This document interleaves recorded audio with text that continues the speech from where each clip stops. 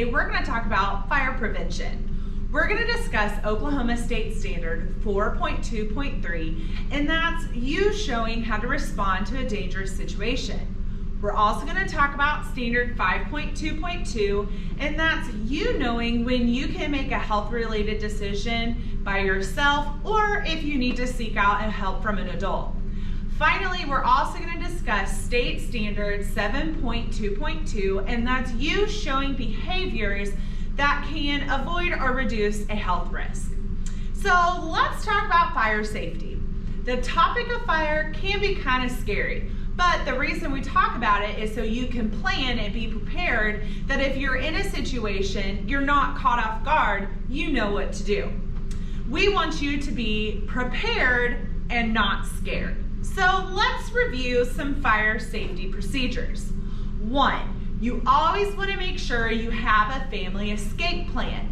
You want to go through your house and try to find 2 ways out of every room of your house. Make sure that you all have a meeting point outside of your house as well. You want to make sure you know where your smoke detectors are, and you want to check the batteries and change the batteries out every year. Remember SPOT when it comes to preventing a fire or a burn. S, stop. Give yourself time to remember your plan. P, point out whatever is hot or dangerous. O, off you go. You want to move away from that hot object. And T, tell an adult. So now let's go over being safe in different places in your house. So let's talk about your kitchen first. You want to try to stay 3 giant steps away from the stove or a heater, the fireplace, or anything that could be hot. You want to, when you're cooking on the stove, or maybe your mom is helping you cook, you want to keep the handles on the inside of the stove away from the edge. Try your best not to cook without an adult present. And if you do have to handle hot food, try to remember to always wear your oven mitts. You want to keep your towels and other flammable items away from the stove and the heaters as well, and the fireplace.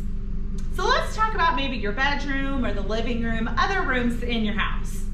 You don't ever want to leave a burning candle unattended.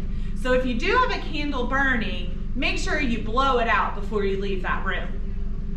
When you are plugging in items into an outlet, remember it only has 2 plugs, so try to keep from over plugging the outlets, and that can cause an electrical fire. Try to keep your toys and your books away from the fireplace and the heaters as well. If you have to use a clothing iron, make sure you unplug it, turn it off, and put it away after you use it. Keep those matches and lighters away from you and in a safe, dry place. So let's talk about what if you're in the bathroom. Remember to check the temperature of your bath or shower before you get in to make sure that the water's not too hot and it won't burn you. Don't touch curling irons or straighteners or even a blow dryer. And if they're not in use, best practice is to unplug them and try to keep them away from sinks or the tub. In the event that you do get a burn, try to remember these first aid things. If you do get burned, go ahead and put a cool towel or run cold water on it for 10 to 15 minutes. But don't use ice, as that could make it worse. So after reviewing all of that, let's play a little game of hot or not.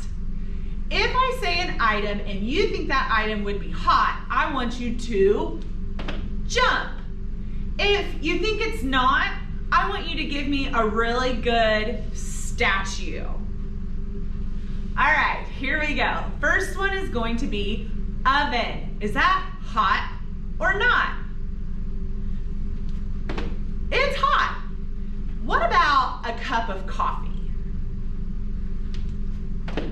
That one's hot too. What about a teddy bear? Nope, that one's not hot.